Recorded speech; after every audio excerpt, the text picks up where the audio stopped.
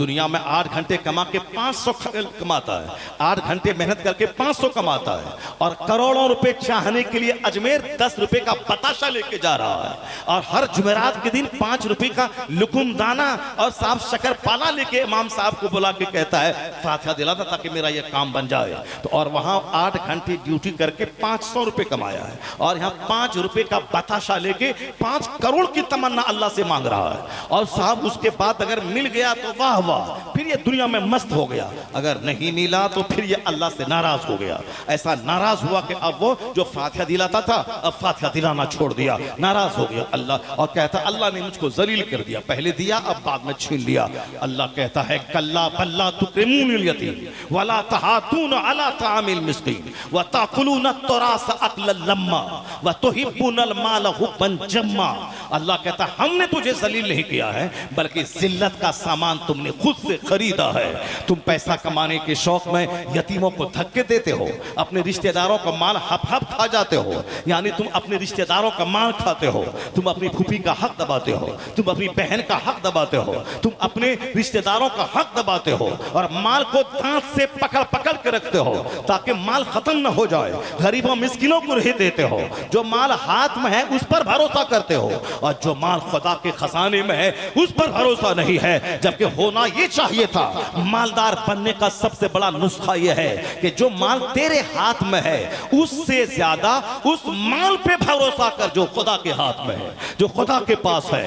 ये तुम दांत से पकड़ पकड़ के रखते हो क्या, वरना कल भूखा बीमार पड़ जाएंगे, कल भूखा रहेंगे तो पैसा कहां से लाएंगे। जो अल्लाह आज दिया है ये भरोसा करके वही अल्लाह कल भी देगा, तो अल्लाह वहां से देगा जहां से तुम सोच नहीं पाएगा। मुस्तफा कहते हैं लौ अन्नकुम ततवक्कलून अलल्लाह, अगर तुम अल्लाह पर भरोसा करो, लौ अन्नकुम तवक्कलून अलल्लाह लरुज़िक़तुम, तो अल्लाह तुम्हें ऐसी रोजी देगा जिस तरह अल्लाह परिंदों को रोजी देता है कि परिंदा सुबह सवेरे घोंसले से भूखा निकलता है और शाम भर पेट वापस आता है। परिंदे को निकलते वक्त पता भी नहीं होता कि आज मैं कहां चरूंगा कहां खाऊंगा, लेकिन वापस भर पेट आता है। अगर तुमने अल्लाह पर उसी तरह का मजबूत भरोसा रखा, हराम काम को टच नहीं किया, अपने हाथ के पैसे से ज्यादा अल्लाह के पास जो खजाना है उस पर भरोसा किया, अल्लाह की मर्जी के मुताबिक तुम काम करते रहे, रोजी के का ज्यादा टेंशन नहीं लिया,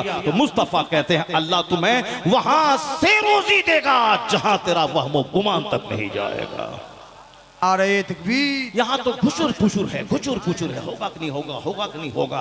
वहां जाएंगे तो मिलेगा कि नहीं मिलेगा, 10 टका पास में है खर्चा कर देंगे तो 20 मिलेगा कि नहीं मिलेगा। ये घुचुर पुचुर करने से कुछ नहीं मिलेगा। लो तक अगर तुम अल्लाह पर भरोसा करो, जैसे कमा तवक्कुल, जिस तरह भरोसा करने का हक है। बुजुर्गान दीन के करामत सुनने वाला, बुजुर्गान दीन के मज़ार पे जाके धागा बांधने वाला, बुजुर्गान दीन के मज़ार पे जाके चादर चढ़ाने वाला, जबकि चादर चढ़ाना कोई जरूरी नहीं है। आला हजरत लिखते हैं सिर्फ एक चादर चाह दे ताकि पता चले ये अल्लाह के वली की कब्र है, और जब तक वह चादर पुरानी ना हो दूसरी चादर मत चढ़ा, क्योंकि चादर चढ़ाना कोई रस्म मत बना, गैर मुस्लिमों की तरह धागा बांधने की रस्म मत बना, मगर मुसलमानों ने बनाना शुरू किया। आला हजरत कहते हैं कब्र का तवाफ करना हराम है, मगर बहुत सारे बेवकूफ अल्हर नादान मौलवी को गाली देने वाला ये रजील किस्म का आदमी मजार का तवाफ करता। मैं तवाफ करते हुए अजमेर में मैंने देखा, और बहुत सारे मजारत मैंने देखा, और वह जलील आलिमों के खिलाफ बदगुमानी दिमाग में पालता है, और वो काफिराना काम करने के बाद वो अपने आप को अच्छा समझता है। इसीलिए इल्म हासिल करना फर्ज है। तलबुल इल्म फरीज़तुन अला कुल्ले मुस्लिम, हर मुसलमान पे इल्म दीन का हासिल करना फर्ज है, मर्द औरत पर। इसीलिए कि बगैर इल्म की रोशनी के ना खुदा को पहचान पाएगा, ना अपने आप को पहचान पाएगा, ना दुनिया में खुशहाल रह पाएगा, ना मरने के बाद खुशहाल रह पाएगा। दोनों जहान की खुशहाली नॉलेज और विजडम में पिन्हा है। दुनिया में जो जितना ज्यादा हाई फाई नॉलेज रखता है, जो बहुत ज्यादा मेहनतें करता है, वो टीचर बनेगा चपरासी नहीं, वो लायर बनेगा चपरासी नहीं, वो IAS ऑफिसर बनेगा चपरासी नहीं। इसी मुजफ्फरपुर का एक छप्पर के नीचे रहने वाला एक लड़का इतनी मेहनतें किया कि हिंदुस्तान के 500 DM का बच्चा IAS नहीं निकाल पाया, मगर ये छप्पर के घास के नीचे रहने वाला, जिसकी माँ भैंस का दूध बेच करके अपने बच्चों को पढ़ाती थी, आज वो हिंदुस्तान में IAS ऑफिसर बन रहा है। एक मुसलमान की बेटी जो जिनका बाप एक मामूली सा कलर का है, उसकी बेटी अभी 9वां रैंक लाई नौशीन गोरखपुर में। मैं अभी 2 दिन पहले उसी के घर के बाजू से गुजरा था, बस इसी मेडिकल कॉलेज के सामने इसका घर है, जो 9वां रैंक जो लाई है। एक मामूली साहब कलर की बेटी, मामूली छोटा सा इंजीनियर जिसका बाप है, उन्होंने इतनी जबरदस्त कामयाबी हासिल की। उनका जवाब था कि शादी बिया, अकीका, खतना, यहाँ वहां इन सारी रस्मों में जाना मैंने छोड़ दिया। मैंने पूरी तवज्जो, सारा फोकस मैंने किताब और स्टडी पे कर दिया। अब दुनिया भर की सारी बातों को याद रखना, और साहब हिस्ट्री हो, फिजिक्स हो, केमिस्ट्री हो, बायोलॉजी हो, और साहब जीके हो, लिटरेचर हो, और फिर जीएस हो, जनरल साइंस, जनरल नॉलेज, दुनिया भर के करंट अफेयर्स, सारी बातों को दिमाग में स्टोर रखना। जिसकी स्टडी फास्ट हो, जो 18-18 घंटे किताब को टाइम देता हो, वही इतना बड़ा कंपटीशन निकाल पाएगा।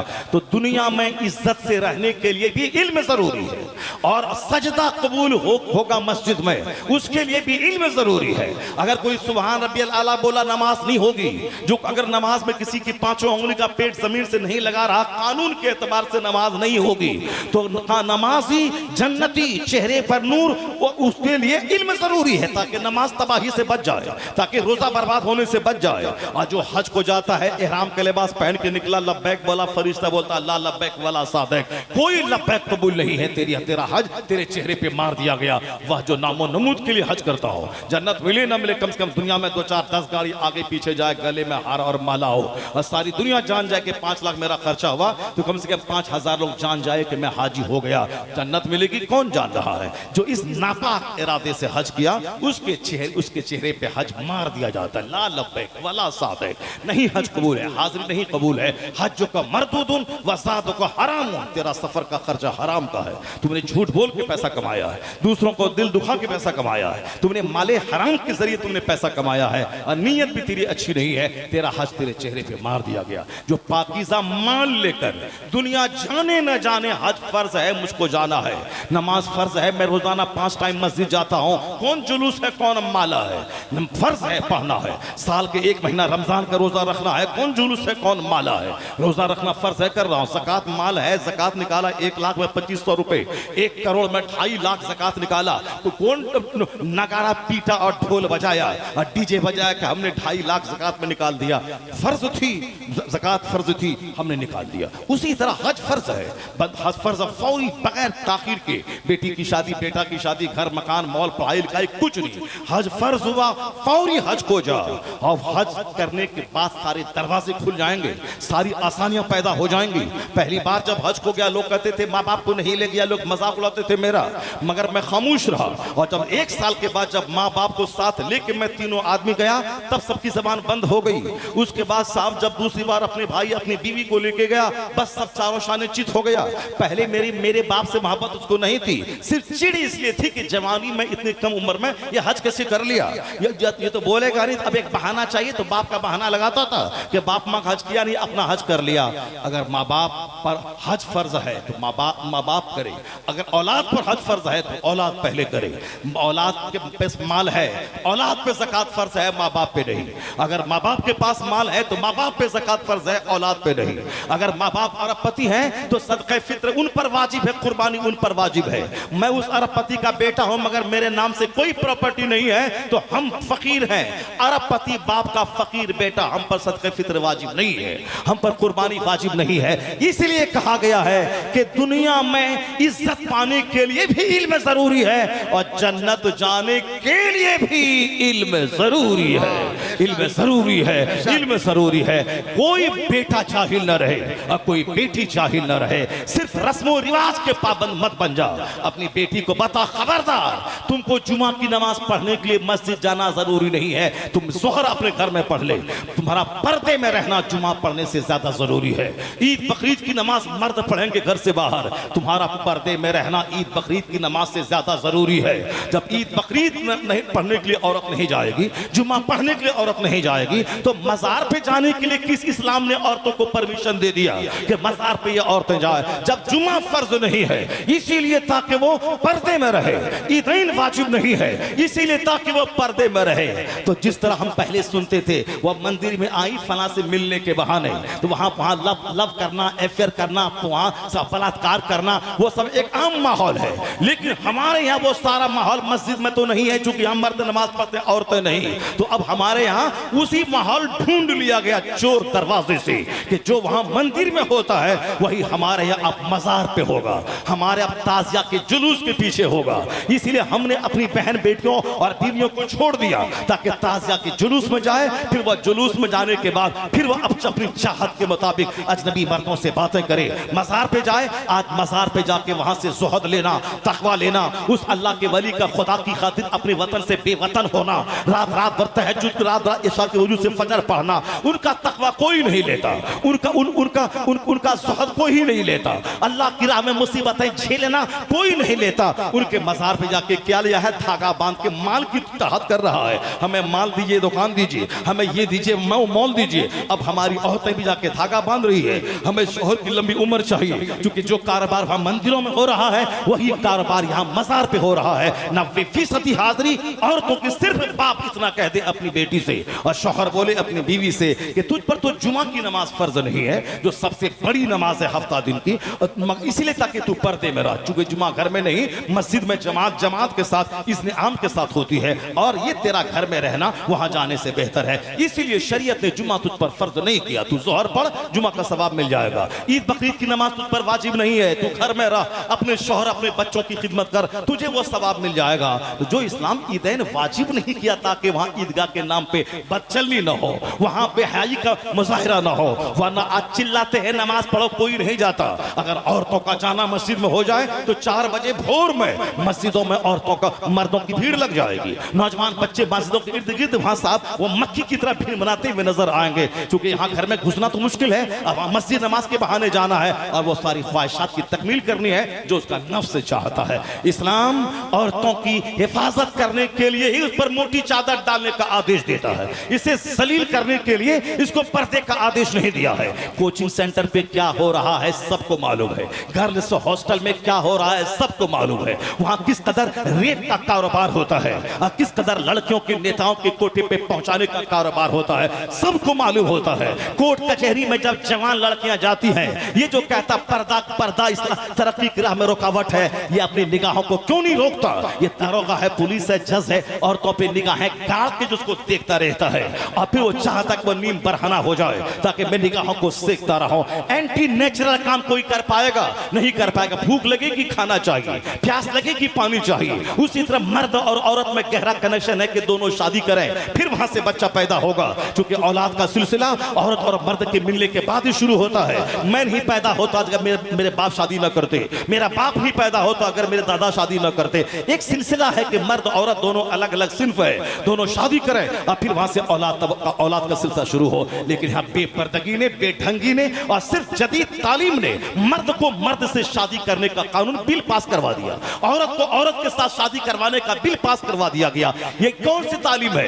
ये कौन सा एजुकेशन है? एजुकेशन आदमी को डकैत बनाता है, एजुकेशन आदमी को बेहया बनाता है। ये तालीम जो दीन से हट के हो, जिनाकारी को फरोग देती है, चोरी डकैती को फरोग देती है, बैंक का लुटेरा बनाती है। नेता बनने के बाद देश को निचोड़ना, खजाना खाली कर देना, हजारों खतरनाक घोटाले में शरीक होकर गरीबों का खून चूसना। ये कौन सा ऑक्सफोर्ड का वकील है? ये कौन सा लॉयर है? ये कौन सा पढ़ा लिखा आदमी है? इसलिए इस्लाम कहता है कि पढ़ना फर्ज है, लेकिन कौन सी पढ़ाई?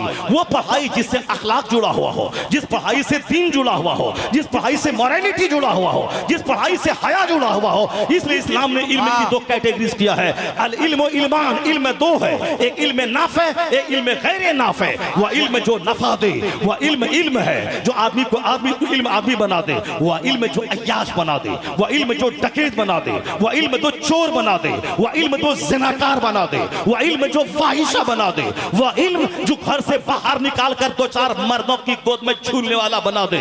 नागपुर की मुसलमान की बेटी ऐश और आजादी के चक्कर में जबलपुर के ढाबा वाले गैर मुस्लिम से मोहब्बत की, उसने शादी की, उसके बदन के हुस्न को निचोड़ा, 1 महीने के बाद उसे गला दबा के मार के जबलपुर के नहर में फेंक दिया। आफ्ताब पूना वाला एक लीन एंड थीन स्मार्ट खूबसूरत लड़की से गर्लफ्रेंड बनाया, उसके साथ कई महीने दहली में गुजारा, और जब वह शादी के लिए दबाव बनाने लगी तो सोचा इस जिद्दी चुड़ैल को तो मैं इस्तेसाल कर ही लिया हूं, अब यह दुल्हन बन के सारी जिंदगी मेरी बीवी बन के कैसे रहेगी। चूंकि 6 महीने रखा, इसको जान गया उसकी सोच कैसी है, इसके पास जिद कितनी है, इसके साथ जिंदगी गुजारना बहुत मुश्किल है, मैं उसको अब निचोड़ ही चुका हूं, अब किसी दूसरे दुष्शिकार की तलाश करता हूं। और जब प्रेशर बनाया तो उसको काट काट करके 50 जंगल में 50 टुकड़े फेंक दिया। अभी 4 दिन पहले एक मुसलमान की बेटी ना सब्र करके एक गैर मुस्लिम के साथ भागी। 2 महीने के बाद बीच चौराहे पे फेंक के वो नौजवान जाता रहा। कई लाख मुसलमानों की बेटियां गैर मुस्लिमों के फंदे में आई। अब यहां से दुबई गई, वहां 6 महीना उसको रख के निचोड़ा, और फिर तवाइफ के कोठे पे बेच के होटल में उसका यार फिरार हुआ। अब वो घर नहीं आ सकती चूंकि अपनी इज्जत को मिट्टी में मिलाया है, और वो सौखा तो वहां से बेच के भाग गया है। अब सारी जिंदगी घुट घुट कर जब तक जवान रहेगी उसी दूसरों का बिस्तर घर में करने में रह जाए, और बूढ़ी होगी तो दरगाहों पे बैठ के भीख मांगने में गुजारेगी। नहीं, अगर तुमने इसी तरह पढ़ाई का मफहूम समझा है कि मोबाइल के जरिए दूसरों से मुंह लगाना, व्हाट्सएप के जरिए दूसरों का चेहरा देखना, और फिर दिल लगाना, फिर घर से भाग करके अय्याशी करना, इस्लाम में बॉयफ्रेंड का कोई रिश्ता नहीं है, इस्लाम में गर्लफ्रेंड का कोई रिश्ता नहीं है। इस्लाम में मोहब्बत करना है तो माँ से कर, अपनी बहन से कर, अपनी बेटी से कर, अपनी बीवी से मोहब्बत कर। अजनबी यहाँ तो कोई किसी का मंगेतर हो, अगर किसी की मंगनी हो गई है तो शादी से पहले उसकी उंगली पकड़ना हराम है। उसकी उंगली में अंगूठी नहीं डाल सकता है लड़का, क्योंकि वह दोनों अजनबी है। दूसरों से पहनवा दे मगर खुद उसका उंगली ना पकड़े। यहाँ तो अभी रिश्ता लगा, उसके बाद फिर जाकर रात से फोन से बात हो रही है, ना मेरी बात कोई सुनता है, ना मेरे इमाम की बात सुनता है, बस सिर्फ मोबाइल की बात सुनता है। अब मोबाइल पे रात, अब तो मेरी बीवी होने वाली है, अब 1 घंटे तक बात है, रात में बात है, वीडियोग्राफी वीडियो कॉलिंग हो रही है। उसके बाद अगर ज्यादा आउट ऑफ कंट्रोल हुआ फिर फला होटल में आकर के खाना खाएंगे, खाना भी खाएंगे, 2-4 घंटे होटल में गुजारेंगे भी। ये बता दे कि शादी से पहले अपनी होने वाली बीवी कैसे तुमने जो हराम काम किया है, शादी के बाद वो पाक होगी, शादी के बाद का रिश्ता लीगल होगा, लेकिन शादी से पहले जो गर्लफ्रेंड के नाम पे वो रिश्ता हुआ वो इलीगल। तेरी बीवी भी जख्मी हुई, गुनाह तुझ करी, और तू भी गुनाह किया, और तुम भी जख्मी, वो भी जख्मी, और ये दोनों जख्मी जब शादी के बाद मिल जाएंगे, ये बता दे कि औलाद कैसी पैदा होगी। ये दोनों जख्मी है या दोनों पाप में लीन है, और जब दोनों साहिब औलाद होंगी, औलाद क्या गुल खिलाएगी वो तो आने वाले दिन में पता चलेगा। अलबत्ता हम इतना ही जानते हैं, कुदरत का कानून है, जैसी जमीन वैसी फसल होती है, जैसा दरख्त वैसा फल होता है, जैसा बीज हो उसी तरह का पौधा निकलता है। और अगर जमीन जरखेज हो तो फसल जरखेज पैदा होती है, जमीन सड़ी हुई हो तो फसल जली हुई पैदा होती है। ऐसा कभी नहीं होगा कि बाप रहे जोकर, वह 10 औरतों को सूंघने वाला, और मां रहे फाहिशा, 10 मर्दों की गोद में झूलने वाली, उसका बेटा नमाजी हो जाए, उसका बेटा माँ बाप का फरमाबरदार हो जाए। अल्लाह की कसम नहीं होगा ऐसा, क्योंकि कुदरत का कानून है। जब बाप था अली के दिन भर जिहाद करना है, और रात एक सजदे में सुबह कर देना है, और मजदूरी के बाल बच्चों को खिलाने के लिए यहूदी के कुएं से पानी निकाल के उसके खेत में सिंचाई करके हलाल पैसा कमा के बच्चों को खिलाना है।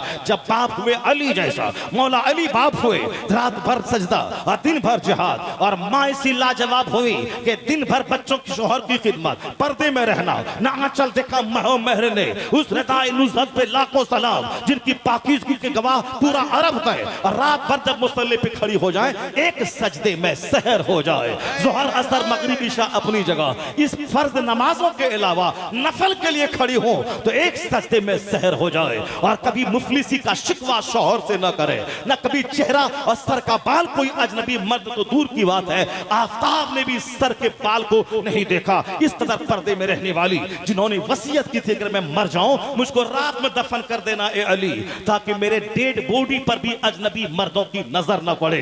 इसलिए मुस्तफा की बेटी फातिमा के जनाजे में 1 लाख सहाबी नहीं आए थे, 2-4-10 लोग थे, और रात के सन्नाटे में जनाजे की नमाज पढ़ा दी। हिकमत यही थी कि उनकी लाश पर भी गैर मर्दों की नजर न पड़े। जब माँ ऐसी लाजवाब हुई और बाप ऐसा लाजवाब हुआ, तब बेटा कैसा हुआ?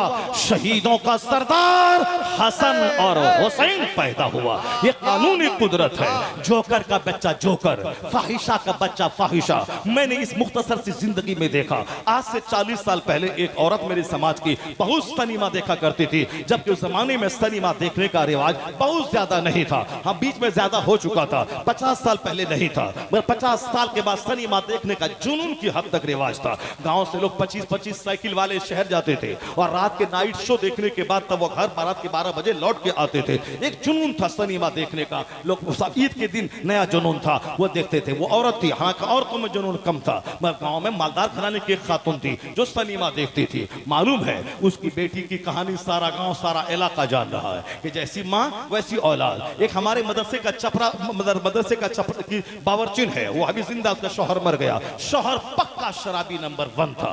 उसका बेटा देखने में शरीफ लगता था। मदरसे में मैं पेंट का सारा काम उससे करवाता था। बाद में उसका दूसरा पार्टनर बोला, हजरत आप इनको बहुत नवाजते हैं, बहुत चाहते हैं। मैंने सोचा हाँ इसीलिए, चूंकि उसकी माँ बावर्चन है, खाना बनाती है। कहा ये सारा पैसा पीने में खर्च कर देता है। लगता नहीं था कितना बड़ा शराबी होगा, लेकिन चूंकि बाप उनका शराबी था, बेटा महा शराबी। आमतौर पर देखा जाता है कि जैसी औलाद, जैसा बाप वैसी औलाद। चूंकि कानूनी कुदरत है, जमीन जैसी होगी वैसी फसल पैदा होगी। सेब की जमीन के लिए कश्मीर की जमीन चाहिए, और गेहूं के लिए पंजाब की जमीन चाहिए, कपास के लिए गुजरात और महाराष्ट्र की जमीन चाहिए। उसी तरह वली की जमीन अलग है, कुतुब पैदा करने वाली जमीन अलग है, अबदान पैदा करने वाली जमीन अलग है, नमाजी पैदा करने वाली जमीन अलग है। जब बाप हुआ सैयद मूसा जंगी दोस्त और माँ हुई सर से लेके पांव तक नेकी का मुजस्समा, तब बेटा वलियों का सरदार अब्दुल कादिर जिलानी तवल्लुद हुआ। जब बाप हुए सैयद गयासुद्दीन और माँ हुई रात भर मुसल्ले पे रह के जिक्र इलाही करने वाली, तब बेटा 90 लाख काफिरों को इस्लाम देने वाला मोइनुद्दीन अजमेरी पैदा हुआ। और जब बाप हुए मुफ्ती नकी अली खां और माँ हुई तहज्जुद गुजार, तब बेटा मुजद्दिद आजम अहमद रजा खां पैदा हुआ। और जब बाप हुए अहमद रजा खां, तब बेटा मुफ्ती आजमी हिंद पैदा हुआ। और जब दादा हुए हुज्जतुल इस्लाम के काफिर देखे तो कलमा पढ़े, और नाना हुए मुफ्ती आजम हिंद फासिक देखे तो वली बन जाए। अब बाप हुए मुफस्सिर आजम हिंद के 1 लाख मुरीद की मौजूदगी में 1 टाका के लिए हाथ नहीं फैलाने वाला। और माँ हुई अपने सारे जेवरात को जरूरतन बेचकर मंजर इस्लाम के मुदर्रिसिन की तनख्वाह दिलाने वाली। और जब माँ हुई ऐसी और बाप हुए वैसे, दादा हुज्जतुल इस्लाम, नाना मुफ्ती आजम हिंद, बाप मुफस्सिर आजम हिंद, माँ जेवरात बेचकर मदरसा चलाने वाली, और पर नाना परदादा हुए अहमद रजा खां फाजिल बरेलवी, तब उसी कोख का बच्चा 10 करोड़ मुरीदों का मुर्शिद बरहक ताजुल शरिया अख्तर रजा का अज़हरी पैदा हुआ। नारे तकबीर, नारे रिसालत, मसलके आला हजरत। सिर्फ धागा बांधने की कहानी सुनने वाला, सिर्फ धागा बांधने की कहानी सुनने वाला, एक चादर डाल दे मज़ार पे, उसके बाद दूसरी चादर मत चढ़ा जब तक कि चादर पुरानी ना हो जाए। कब्र का तवाफ करना हराम है, कब्र का को सजदा करना हराम है। ये दूसरे लोग तो चाहते ही है कि उनकी तरह जंगल झाड़ पहाड़ पेड़ पौधा नदी नाला बंदर सुअर चुचंदर सबके सामने तुम झुक जाओ। वो तो चाहते तुम ऐसा हो जाओ, मगर तू बता दे कि मैं सिर्फ खुदाए वाहिद के सामने झुकने वाला, मैं तमाम चीजों के सामने झुकने से बेनियाज हूं। एहतराम है मेरे यहाँ, एहतराम नबी का, एहतराम गौस कुतुब अब्दाल का, एहतराम माँ बाप का, एहतराम उस्ताद का, एहतराम बड़ी बहन का, एहतराम जिसकी दाढ़ी इस्लाम में सफेद होगी उसका। यहाँ रिस्पेक्ट है, यहाँ मोहब्बत है, यहाँ ताजीम है, यहाँ इबादत नहीं है जंगल झाड़ का सबके सामने झुके, ना उस्ताद के साथ इबादत है। यहाँ तक कि पैगंबर आजम को कोई भी आदमी खुदा नहीं मानता। पूरी दुनिया में एक मुस्तफा की जात है जिसको खुदा नहीं बनाया गया, वरना लोगों ने उज़ैर अलैहिस्सलाम को खुदा बना लिया, जनाब ईसा अलैहिस्सलाम को लोगों ने खुदा बना लिया, किसी ने जंगल झाड़ सांप चुचंदर बंदर सबको खुदा बना लिया। लेकिन एक जात मुस्तफा की है, ना उसका मानने वाला उनको खुदा कहता है, और ना कोई दूसरी कोई जमात है जो मुस्तफा की परस्तिश करती हो। अल्लाह ने अपने महबूब को परस्तिश के इल्जाम से बरी रखा है। मुसलमान कहता है अशहदु अन्ना मुहम्मदन अब्दुहु व रसूलुहु, मैं गवाही देता हूं कि मोहम्मद अरबी अल्लाह का बंदा है, अल्लाह का रसूल है। मुस्तफा की ताजीम और मोहब्बत है, इबादत सिर्फ खुदाए वाहिद की यहाँ की जाती है, परस्ती सिर्फ खुदा की, मोहब्बत मुस्तफ़ा से, ताज़ीम मुस्तफ़ा की, औलिया सालिहीन की। इसलिए बात में रोइए मत कि ऐसा क्यों हो गया, और उर्स को रस्म रिवाज मत बनाइए। चादर पोशी कोई रस्म रिवाज नहीं है, बल्कि अल्लाह के वलियों के मज़ार पे हाजिरी देने का एक तरीका यही था। आला हज़रत ने लिखा है कि 4 हाथ दूरी पे खड़ा रहिए, जो कुछ कुरान सलाम कीजिए, जो कुछ कुरान में से याद है उसको पढ़ लीजिए, उसके बाद उनकी रूह को सवाब पहुंचाइए और उनके वसीले से अपने लिए अल्लाह से दुआ कीजिए और फिर उल्टे पांव वहां से अधबन आप निकल जाइए। गंदा हाथ उस पाकीज़ा कब्र पे मत लगाइए। ये गंदा मुंह जो 24 घंटे में 1000 बार झूठ जिससे बोलते हैं, ये गंदा मुंह उस पाकीज़ा कब्र को मत लगाओ। 4 हाथ दूरी पे रहो। ना चादर चढ़ाने की रस्म बनाना है, ना धागा बांधने की रस्म बनानी है। अल्लाह के नेक बंदे जहां बैठते हैं वह जगह मोहतरम हो जाती है, दुआ कबूल होती है। आला हजरत लिखा जहां गरीब नवाज की कब्र अनवर है वो जगह मकामी मुस्तजाब है, वहां दुआ कबूल होती है। इसलिए ये भी रस्म व रिवाज जो है, या फला बाबा अल मदद, फला बाबा अल मदद, बाबा तैग अली अल मदद, बाबा कमाल शाह अल मदद, बाबा बयाबानी अल मदद, बाबा फना अल मदद, बाबा लूला लंगड़ा अल मदद, बाबा छजू अल मदद, बाबा जंगली अल मदद, बाबा मंगलू अल मदद, बाला छब्बू अल मदद, ये सब भी बेकार की बात है। अगरचे ऐसा करने वाला काफिर नहीं होता। अगर वह अल्लाह का नेक बंदा समझ करके उसको पुकारता है तो वो काफिर नहीं होगा। अलबत्ता एक मजाज शिर्क के मुवाफिक वो बात है। यानी अल्लाह जब कहता है कि तू मुझसे मांग, उदऊनी अस्तजिब लकुम, तू मुझसे मांग मैं तुझको दूंगा, और अल्लाह कहता है उजीबो दावत दाए ज़ादान, मैं दुआ कबूल करता हूं जब कोई दुआ करता है। और अल्लाह के नजदीक दुआ मांगने से ज्यादा इज्जत वाली कोई चीज नहीं। अल्लाह बड़ा पसंद करता है जब कोई उससे मांगता है, क्योंकि अल्लाह सबसे बड़ा जवाब, सबसे बड़ा सकी, उसके जब मांगा जाता है जवाब से तो खुश होता है। अल्लाह आया है कोई चीज दुआ से ज्यादा मोहतरम नहीं है। अल्लाह दुआ मांगने वाले को पसंद करता है। ना भी दुआ कबूल हो, मगर ये दुआ मांगने की जो लज्जत है, सारी तवज्जो अल्लाह की तरफ जो हो जाती है, ऐसी तवज्जो न नमाज में बन पाती है न और दूसरी चीजों में। जो तवज्जो दुआ में अल्लाह की तरफ हो जाती है, यही रूह इबादत है, और जो दुआ में तवज्जो बन जाती है। इसलिए अगर मुराद ना भी पूरी हो, ये दुआ मांगना खुद सबसे बड़ी इबादत है और सुकून पाने का शानदार जरिया है। जब अल्लाह कहता है कि मांग मैं दूंगा, और हुजूर कहते हैं, बुखारी हदीस में आया है कि जूती का तिस्मा भी टूट जाए तो खुदा से मांगना चाहिए। जब इस कदर हुजूर ने कहा, और कुरान में आया है, फिर झंगलू बाबा अल मदद, मंगलू बाबा अल मदद, गुड्डू बाबा अल मदद, छज्जू बाबा अल मदद, ये क्या चीज है? एक या गौस अल मदद, ये तो चलो समझ में आने वाली बात है, सारे वलियों के सरदार हैं। या ख्वाजा जो हिंदुस्तान के सारे वलियों के सरदार हैं, ये बात तो समझ में आने वाली बात है। ये छज्जू बाबा अल मदद, मंगलू बाबा अल मदद, गुड्डू बाबा अल मदद, ये क्या चीज है? क्या बना के तुमने रखा है?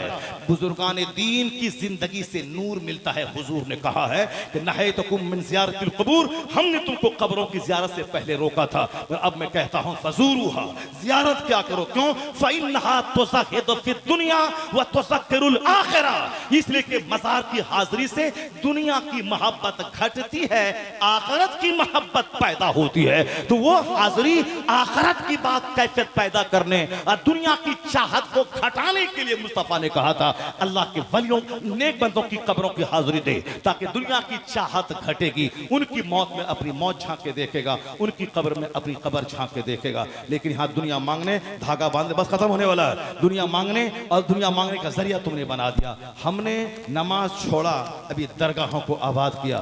हमने नमाज छोड़ा, संदल, चादर, गागर खूब आबाद है।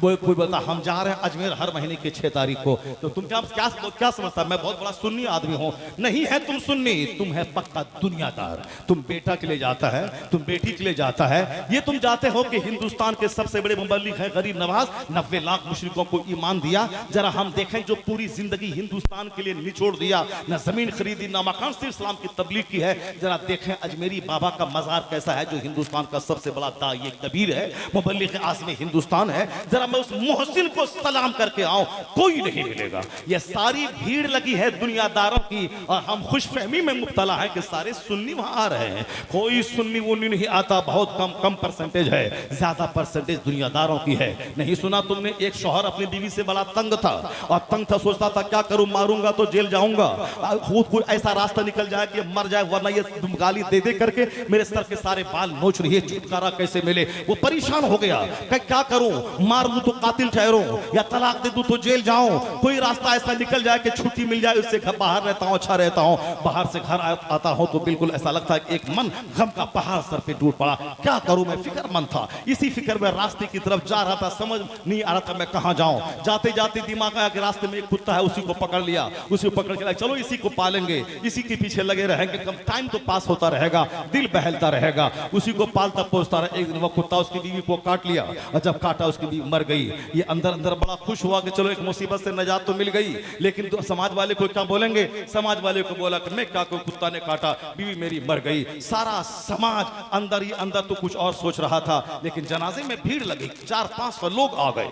उसके बाद दूसरे दिन एक आदमी, वो भी बीवी से परेशान था, गांव में अक्सर लोग परेशान था। अब जब मालूम है कि कुत्ता आयात लाया था, वो काटा, बीवी मर गई, सब लोग जाना कि हाँ साहब इन्होंने उसको कुत्ता काटा, वो मर गया, ये इल्जाम से बरी है। तो एक आदमी डरता हुआ शाम के टाइम आया, का हुजूर मैं डरते डरते बात मांग रहा हूँ, एक काम कुत्ता दे दीजिए हमको एक दिन के लिए, मैं बहुत परेशान हूँ बीवी से, कुत्ता दे दीजिए। कहा कुत्ता दे दीजिए, ऐसे आसानी से कुत्ता मिल जाएगा? ये जो 400 आदमी जनाजे में आया था, तुम क्या सोच रहा? वो मेरी बीवी की मोहब्बत में आया था, वो हमारी मोहब्बत में आया था। वो सारे लोग उसी कुत्ता को मांगने के लिए आए थे, सारे लोग वही कुत्ता के मांगने वाले थे। अब सारे लोग बीवियों से परेशान है, सब लोग परेशान है। वो तो बाहर पान खा के मुंह लाल करके चौक बोलता, हाँ हम सबसे खुश हैं, सीने पे हाथ रख के मारू तो सबसे बड़ा दुखी वही नजर आएगा। एक लफ्ज है सब्र, एक लफ्ज है तवक्कुल, एक लफ्ज है कनात, एक लफ्ज है यकतरफा सब्र। हुजूर ने कहा है ये औरतें टेढ़ी पसली से पैदा हुई हैं, सीधा करना चाहोगे तो टूट जाएगी, टूटना तलाक है, इसीलिए उसको टेढ़ी ही रहने दो, बड़े काम की चीज है, उससे फायदा उठाओ, उसको उसी हाल पे छोड़ दो। जहां सब्र है वहां गुलाब की तरह खुशबू आती है, और जहां सब्र नहीं है रोजाना लत्तम जुत्तम होता है। जिस तरह वहां सारे लोग कुत्ता लेने आए थे, उसी तरह अजमेर में 90% लोग जो जाते हैं, कोई बेटा के लिए, बेटी के लिए, दामाद के लिए, मौल के लिए, इलेक्शन में जीत के लिए, स्कॉर्पियो के लिए, वो सब दुनियादार है। हाँ अलबत्ता ईमान की सलामती की भीख अगर कहीं मांगी जाती है तो एक मजार है इंडिया में, वो है बरेली शहर में आला हजरत का मजार है, जहां कोई सिख जैन नहीं मिलेगा, जहां कोई गैर मुस्लिम हिंदू नहीं मिलेंगे, मिलेंगे बहुत कम मिलेंगे, मगर अक्सर लाखों की तादाद में ये दाढ़ी टोपी वाले मौलाना मिलेंगे। क्यों?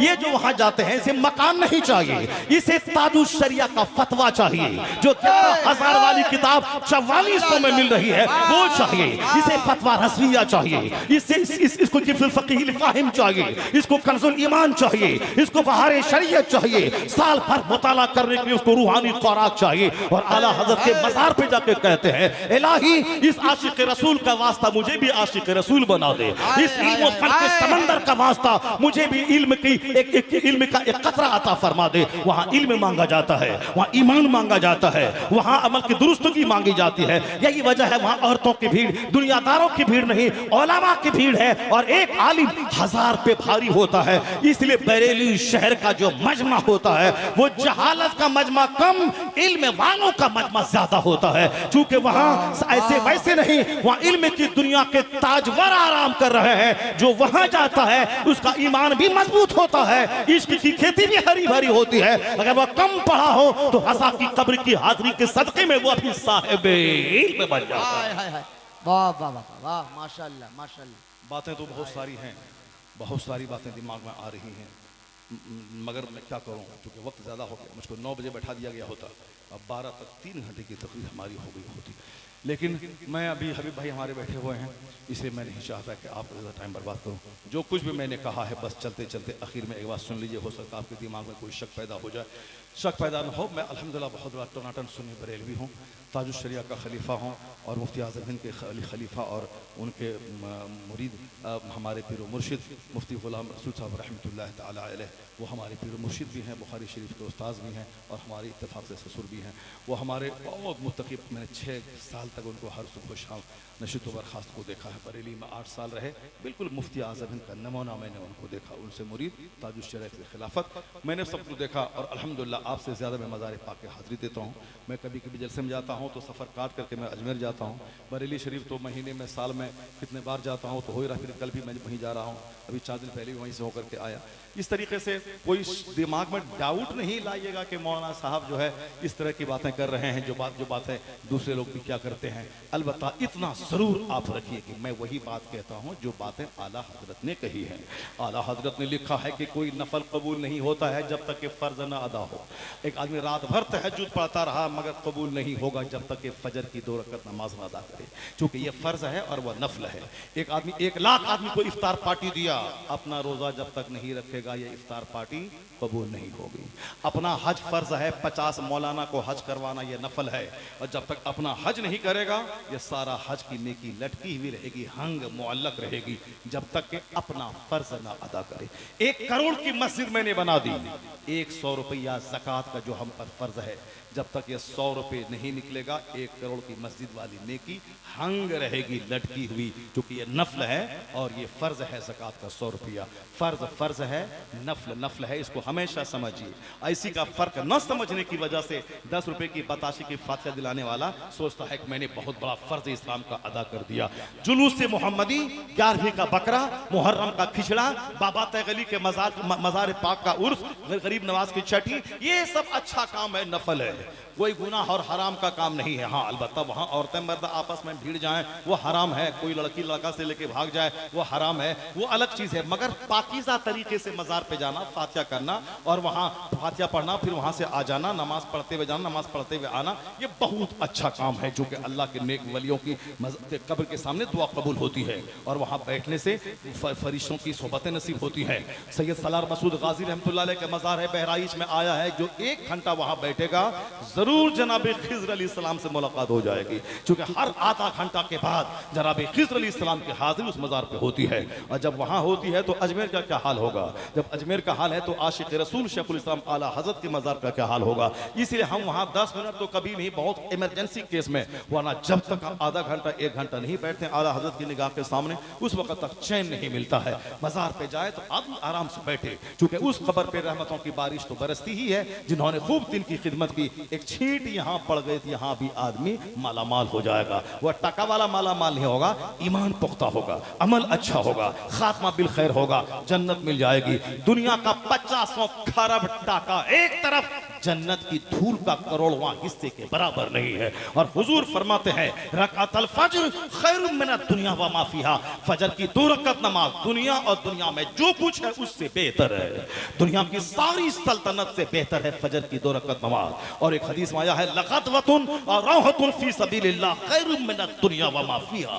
मुस्तफा फरमाते हैं टू स्पेंड वन मॉर्निंग और evening in the way of Allah is better than the world and whatever is in it, यानी दुनिया और जो कुछ दुनिया में है उससे बेहतर है सुबह में और या शाम में थोड़ा टाइम अल्लाह की राह में निकालना, सारी दुनिया से बेहतर है सुबह और शाम थोड़ा सा टाइम खुदा की राह में निकालना। गज़वतुन और राहतुन फी सबीलिल्लाह, यानी टू स्पेंड मॉर्निंग और इवनिंग और मॉर्निंग का थोड़ा सा हिस्सा अल्लाह की राह में खर्च करना, यह दुनिया और दुनिया में जितनी चीजें हैं सबसे बेहतर है।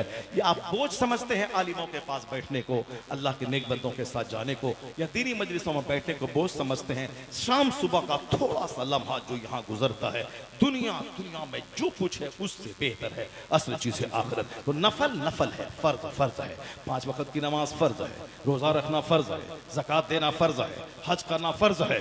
अब फर्ज छोड़कर कोई सिर्फ फातिहा दिलाए, कोई सिर्फ बाबा तगली के मज़ार पर जाए, बहुत बड़े बुजुर्ग हैं पूरे इलाके में, आपने दुआएं दे दी हैं। आज मुजफ्फरपुर वैशाली वाला माला माल है, पूरे हिंदुस्तान में जहां भी टायर वाला है, केरला तमिलनाडु समंदर के किनारे तिरुअनंतपुरम में हमने देखा। हम कहाँ का है तो वैशाली का है, अरे बम्बई वैशाली का है, कश्मीर में टायर वाला वैशाली का है। ये बाबा तैग अली खुद तो रहते थे झोपड़ी में, लेकिन ऐसी दुआएं दे दी कि मुजफ्फरपुर और वैशाली वाला माला माल हो गया है। अब जब माला माल हो गया है तो हिसाब देने के लिए तैयार रहिए क़यामत के दिन में। माल कहाँ से कमाया, कहाँ खर्चा किया। माल बड़ा अच्छा होता है, लेकिन क़यामत के दिन हिसाब देना बड़ा मुश्किल होता है। इसलिए अल्लाह वाले हमेशा माल से अपने आप को बचाते रहे, ताकि इसका हिसाब क़यामत के दिन न देना पड़े। क्योंकि क़यामत के दिन बंदा 1 इंच अपनी जगह से हटेगा नहीं जब तक बता ना दे माल कहाँ से कमाया, कहाँ खर्च किया। From where you earn this, कहाँ से तुमने इसको कमाया। In which ways spent this, किस रास्ते में तुमने खर्चा किया। ऐसा नहीं कि मेरा माल था नाच गाना धूम धड़ाका में खर्चा किया, हमारा माल था। अल्लाह का दिया हुआ माल है, क़यामत के दिन हिसाब देना होगा। माल कहाँ से कमाया, किस रास्ते से कमाया और कहाँ खर्चा किया। फिर जिसके दिमाग में ये बात होगी वो कभी माल के लिए लालायित नहीं होगा, वो नहीं जाएगा गौसे पाक के मज़ार पे हमको ढेर माल दे दीजिए। ईमान दीजिए, अमल दीजिए, ये सबसे सबसे बड़ी दौलत है। फातिहा नफल है, फर्ज नहीं। जुलूस मोहम्मदी नफल है, फर्ज नहीं। अजमेर बरेली बगदाद जाना नफल है, फर्ज नहीं। और जो चादर चढ़ाए और नमाज ना पढ़े, जो अजमेर जाए नमाज ना पढ़े, जो बगदाद जाए नमाज ना पढ़े, तो उसका कोई नफल कबूल नहीं होता जब तक कि बंदा फर्ज ना अदा करे। तो वह नजदी बोलता है फातिहा दिलाना हराम, सिर्फ नमाज पढ़, वो भी गया जहन्नम में। और ये बिदअती बेनमाजी बोलता है अरे नमाज से क्या होता है, हम तरीकत वाले हैं, मजार पे जाओ बाबा नजर करम कर देंगे तो दुनिया आखिरत दोनों में माला माल हो जाओगे। तो दुनिया में अल्लाह रोजी देने वाला है, मगर 8 घंटे खेत में रहना है, दुकान में रहना है, ये होशियार है। मगर जन्नत के बारे में ना नमाज पढ़े जन्नत मिल जाएगी, नहीं होगा ऐसा। अल्लाह रोजी देने वाला है मगर दुकान जाना होगा। उसी तरह अल्लाह जन्नत देने वाला है, तुम्हें नमाज के लिए मस्जिद जाना होगा। ऐसा नहीं कि बगैर दुकान के पैसा चल के घर में आ जाएगा। रोजी देने वाला अल्लाह है मगर दुकान खेत खलियान जाना होगा। उसी तरह अल्लाह जन्नत देने वाला है, नमाज की पाबंदी करनी होगी, ज़कात देना होगा। तो जो कहता है ज़कात नमाज फर्ज सब कुछ है, मिलाद फातिहा हराम है, वो भी जहन्नमी। और जो बोलता है कि मिलाद फातिहा कव्वाली मजार चादर गागर संदल बाबा बाबा चादर पोशी, वो अगर नमाज की क्या जरूरत है, वो भी जहन्नमी। ये भी जहन्नमी, वो भी जहन्नमी। मस्जिद वीरान है, अब दरगाह में 1 लाख का झूमर लगाया हुआ है। मस्जिद वीरान है, दरगाह में 1 लाख का कालीन बिछाया हुआ है। जबकि आया है कि वहां रोशनी लोगों के जायरीन के इरादे से करे, न कि कब्र अनवर में जो बुजुर्ग हैं उसको उस रोशनी और झूमर 1 करोड़ की गुंबद से कोई फायदा नहीं पहुंचता। उसको कब्र में उसका नेक अमल पहुंचेगा। अलबत्ता ये सारी चीजें अवाम के दिलों में मोहब्बत और अकीदत डालने के लिए ये सारी चीजें हैं। ये रोशनी अवाम के लिए है, उससे उस कब्र वाले को कुछ नहीं मिलेगा। हाँ, जो मैं उनके लिए फातिहा पढ़ूंगा, उसको सवाब पहुंचाऊंगा, वही उनको मिलेगा। इसलिए मज़ारे पाक पे जाने को जो हराम कहता है वो भी मिसगाइड है। और जो सिर्फ मज़ारे पाक के जाके रह जाए, नमाज रोजे से गुरेज करे, वो भी मिसगाइड है। अब इन दोनों तबाहशुदा लोगों में बीच का एक रास्ता है। यह रास्ता है जो सीधा जन्नत जाता है। वो रास्ता कौन है? उसी का नाम है मसलके एतदाल, मसलके आला हजरत, के जो कहता है सिर्फ नमाज पढ़, मज़ारात पे जाना हराम है, वो भी गड्ढे में गिरेगा। और जो कहता है कि सिर्फ मज़ार पे हाजिरी दे फातिहा बताशा की दिला, जन्नत पक्की है, वो भी जाएगा जहन्नम में। यह बीच का रास्ता है मसलके एतदाल, के नमाज भी होगी, फातिहा नियाज भी होगी, नमाज भी होगी, जुलूसे मोहम्मदी भी हो निकाला जाएगा, नमाज भी होगी और गरीब नमाज के मज़ार पे हाजिरी भी होगी, फातिहा भी होगी, मुहर्रम का खिचड़ा भी होगा, नमाज भी होगी, रोजा भी होगा, ज़कात भी होगी, हज भी होगा, फातिहा भी होगी, दुरूद भी होगा, जुलूस मोहम्मदी भी निकलेगा, यानी का बकरा भी ज़बह होगा, नफल भी होगा, फर्ज भी अदा होगा, और ये सीधा रास्ता जन्नतुल फिरदौस चला जाएगा। यही है सीधा रास्ता, इसी का नाम है मसलके आला हजरत।